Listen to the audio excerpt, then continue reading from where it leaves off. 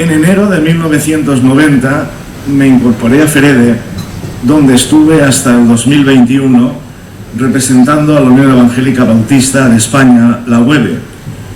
A principios de los 90 ya estaba en marcha lo que en noviembre de 1992 por fin verían la luz los esperados acuerdos de cooperación. Pero algo antes, en la sede del Ministerio de Justicia, siendo el titular don Enrique Mújica Herzog, hubo una reunión preparatoria. Y recuerdo que un servidor estaba conversando con dos rabinos judíos y se acercó el ministro y nos dijo: ¿qué hago yo entre el Antiguo y el Nuevo Testamento? Y yo, siguiendo su buen tono, le respondí: usted, señor ministro, es el periodo intertestamentario. Es un auténtico placer y agradezco la invitación de Carolina para este encuentro institucional, porque más allá de las siglas, de las legítimas diferencias ideológicas y de los debates cotidianos, nos convoca hoy aquí un propósito unificado y una misma motivación, y es el bienestar de nuestra nación, el presente y el futuro de nuestros ciudadanos y la paz y el progreso de nuestra sociedad. Y además, como se nos ha dicho, inevitablemente se van a reiterar algunos conceptos básicos, pues nos enlaza una serie de acontecimientos históricos. Mayo de 1956, noviembre de 1986 y también muchas etapas anteriores. Y es que la historia que estamos celebrando hoy nos habla de raíz, de madurez, de continuidad, de esfuerzos, de sacrificios que incluyen tiempos y etapas tremendamente difíciles de intolerancias, intransigencias, persecuciones, discriminación e injusticias y limitaciones y riesgos de todo tipo, en el tiempo que incluso se ponía en duda la españolidad de algunos ciudadanos por sus diferentes convicciones espirituales. El que fue máximo mandatario de España durante 40 años diría en 1936: en España o se es católico o no se es nada. Y en 1965, cuando yo me convertí al Señor Jesucristo, fui a decírselo al médico de familia y él me miró y me dijo: oye, no habrás ido a una iglesia protestante, ¿verdad? Le dije: pues sí, don José, en la primera iglesia bautista que está en la calle Cuarta en Valencia. Dice: Manuel, tú no puedes ser otra cosa que católico, tú eres español. Era lo que realmente pues se pensaba en aquel tiempo, y no sé todavía si aún hoy en día. Pero lo cierto es que una historia de este tipo es testigo de alegrías y de soledades, de cumplimientos, de reconocimientos y de incomprensiones. Nos ayuda a tomar conciencia de nuestra herencia y de nuestra identidad, de dónde venimos, dónde estamos y hacia dónde vamos, haciéndonos sentir parte de una misma historia, continuadores de una misma obra, portadores de unas mismas convicciones. Y ello, como la historia, nos invita en principio a mirar hacia atrás, a utilizar la memoria, a recordar, a exclamar, como diría el veterano líder de Israel: hasta aquí nos ayudó el Señor. Y con sensibilidad y con perspectiva espiritual hemos visto con claridad la mano poderosa de Dios, y podemos decir con el salmista: Señor, tú nos has sido refugio de generación en generación. Pero también una historia como la nuestra nos hace embargar un sentimiento de gratitud hacia las personas, hacia aquellos hombres y mujeres que se esforzaron con entrega y con fe y que han escrito etapas importantes también en la historia de España. Y como nos enseña la Biblia, que para nosotros es nuestra norma de fe y conducta, pues queremos ser agradecidos con Dios y también con los hombres, con la Comisión de Defensa Evangélica y también con quienes constituyeron FEREDE hace 40 años, como recordamos en este emotivo acto del Congreso de los Diputados el viernes 22 de mayo. Y también seguimos lamentando profundamente los prejuicios y la caricatura con que se nos presenta a los evangélicos protestantes tantas veces en medio de comunicación, siendo noticia únicamente episodios aislados que no reflejan ni de lejos la completa realidad de quienes somos. Por eso damos gracias a Dios por los avances en la libertad y en la democracia en España, aun cuando tenemos que seguir progresando en importantes aspectos hacia una plena normalización e igualdad. Pero lo cierto es que esta visión de nuestra historia nos permite reafirmar nuestra voluntad de continuar trabajando juntos, porque Dios une. El Señor toma nuestra diversidad y la armoniza para enriquecimiento, para aprender unos de otros. Porque cuando unimos fuerzas con un mismo espíritu hacia unas metas y objetivos que inspiran, entonces no solamente sumamos, sino que multiplicamos. Y eso nos ayuda a centrarnos en los objetivos fundamentales que son nuestra razón de ser y nuestra misión esencial, que es vivir y compartir el Evangelio con todo lo que ello conlleva. Y es que cuando hacemos las cosas como Dios manda, recuperamos confianzas e ilusiones y se abre una nueva etapa de esperanza a pesar de todo y por encima de todo, sin olvidar en ningún momento que como cristianos estamos llamados a aportar aspectos beneficiosos a nuestra sociedad, que estamos para servir siguiendo el ejemplo de Jesús. Por eso es bueno, brevísimamente, recordar qué podemos aportar y en realidad más bien qué estamos aportando. Hace 40 años hubo un encuentro con el entonces alcalde de Madrid, don Enrique Tierno Galván, y un grupo de líderes evangélicos. Y tras los preámbulos iniciales, el alcalde dijo: ¿qué tienen ustedes que ofrecer al pueblo de Madrid? Era una pregunta importante. Haciendo historia, recuerdo la audiencia real que tuvimos el 18 de diciembre de 1997, la primera oficialmente concedida por un rey de España a los evangélicos, y ya había pasado con creces el tiempo de audiencia, y Juan Gili, nuestro recordado hermano, que presidía el Congreso Evangélico recién celebrado, con la elegancia que le caracterizaba, incómodo por el rey, ya que la audiencia se alargaba más tiempo del concedido, lo insinuó diplomáticamente. Pero el rey dijo: no os marchéis, da gusto estar con vosotros, porque sois de los pocos que no venís a pedir sino a ofrecer. Y también es significativo la última audiencia, el 27 de julio de 2017, tras el Congreso del 500 aniversario de la Reforma Protestante, tuvimos audiencia con los actuales reyes de España.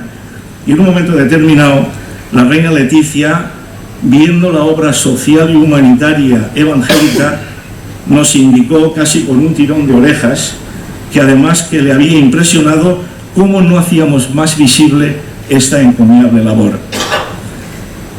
Y es que realmente, como cristianos, reitero, estamos llamados a ofrecer, a aportar a nuestra sociedad valores que mejoren la convivencia. Deseamos reiterar que nuestra identidad no está ni estará nunca ligada al servicio de ningún partido político o de intereses económicos.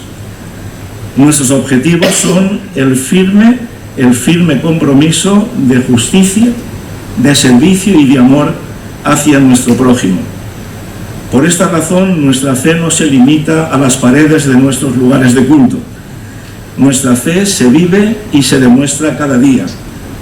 Hay miles de personas que de manera silenciosa, generosa y constante extienden los brazos allí donde las instituciones oficiales muchas veces no pueden llegar, y en una amplia labor de atención social y humanitaria a los más vulnerables, con capellanías hospitalarias, carcelarias, educación religiosa, etc. Y es lo que llevan a cabo buena parte de las casi 3.500 iglesias y entidades integradas en FEREDE, que también incluyen a personas de más allá de nuestras fronteras, hombres y mujeres que han llegado con sus diversas formas y culturas y costumbres, pero todos unidos en la fe del Señor Jesucristo. Por eso deseamos también aportar a nuestra sociedad, deseamos seguir aportando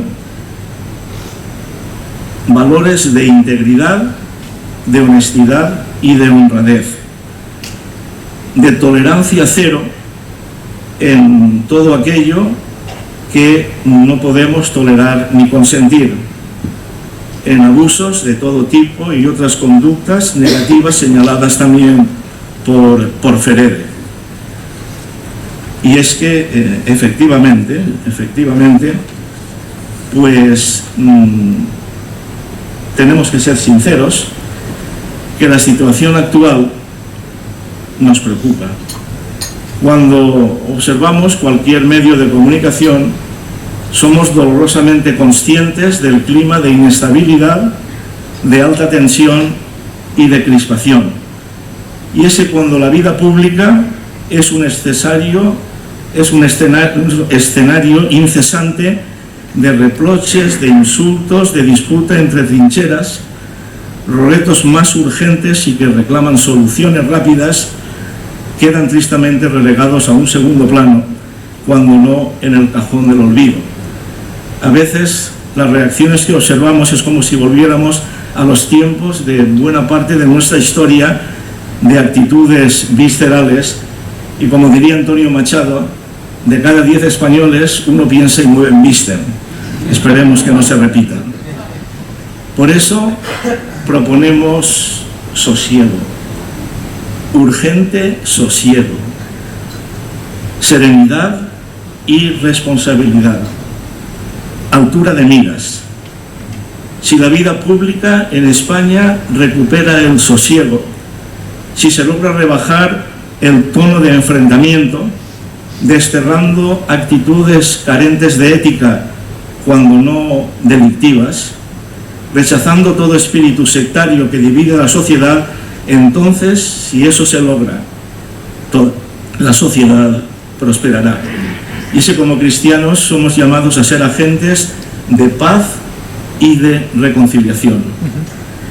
Tenemos que recordar que el Evangelio de Jesucristo proporciona luz ante tanta oscuridad, limpieza ante tanta suciedad, paz ante tanta zozobra y esperanza ante tanta incertidumbre.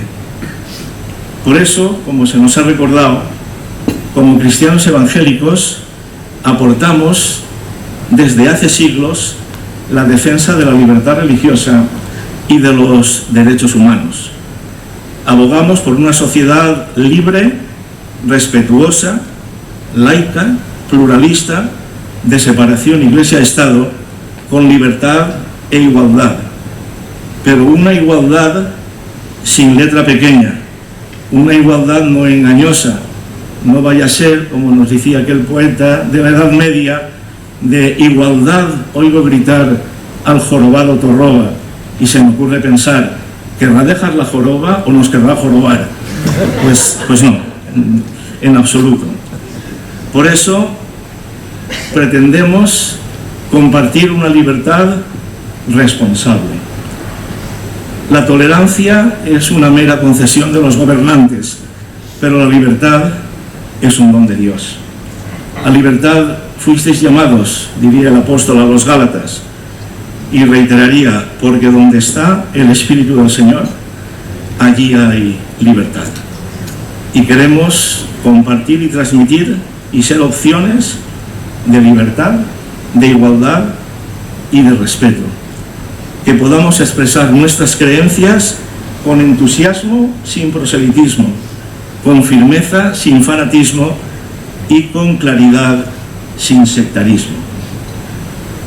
Y junto a ese trabajo y a esta aportación de valores, tal vez nuestra mayor y más potente herramienta de servicio a la sociedad, que es el que da nombre a este encuentro, la oración.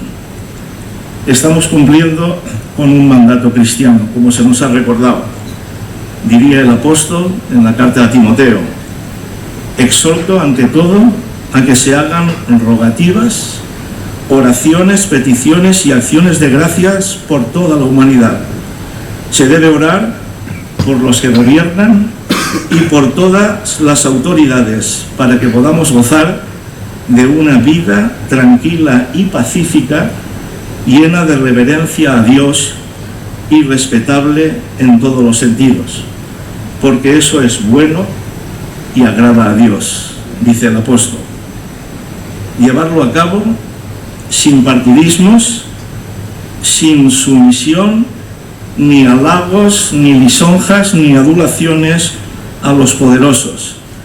Lamentamos cuando algunos, en nombre de la fe cristiana, lo hacen. El pastor protestante y premio Nobel de la Paz, Martin Luther King, diría que las religiones no deben ser ni las señoras ni las siervas del Estado, sino su conciencia. Por eso oramos por todas las instituciones que se nos han citado en el programa de hoy, y también, levantando la mirada un poco más lejos, por un mundo que vemos con exceso de egoísmo, con violencia, con incertidumbre, con antiguas y nuevas dictaduras y totalitarismos, y también con nostalgias antidemocráticas. Oramos también por nuestras iglesias y su fidelidad al Evangelio. Pedimos a Dios conceda a quienes tienen poder, influencia y capacidad la sabiduría necesaria para tomar decisiones justas, la templanza para mantener la calma en medio de las turbulencias y un profundo espíritu para buscar siempre lo mejor para el conjunto de la sociedad, para el bien común. Debemos preguntarnos, como diría Jesús, por el significado de los signos de estos tiempos. Y como cristianos evangélicos, tenemos el desafío de actuar y adaptarnos a ellos, a los nuevos tiempos, pero conservando nuestras señas esenciales de identidad. Y sobre todo, ser cristianos e iglesias de puertas abiertas, de manos abiertas y de corazones abiertos. Terminamos. Hoy nos embarga un profundo sentimiento de emoción y gratitud, porque continúa sembrándose la llama del Evangelio y las buenas noticias en Jesucristo, como lo hicieron personas antes a las que honramos y recordamos, como debemos hacer nosotros en nuestro tiempo, al igual que David, que sirvió a su propia generación según la voluntad de Dios. En una amplia reseña de los actos del 500 aniversario, escribíamos: hay pasado, hay presente y hay futuro, porque Dios es el Señor del pasado, del presente y del futuro. Hace 220 años, Napoleón en Egipto, ante las pirámides, manifestó a su ejército: 5.000 años de historia os contemplan. Nosotros hoy hacemos nuestras las palabras del escritor a la carta a los Hebreos, teniendo en derredor nuestro tan grande nube de testigos. Corramos con paciencia la carrera que tenemos por delante, puestos los ojos en Jesús. Muchas gracias por vuestra atención, que Dios os bendiga y que Dios bendiga a España.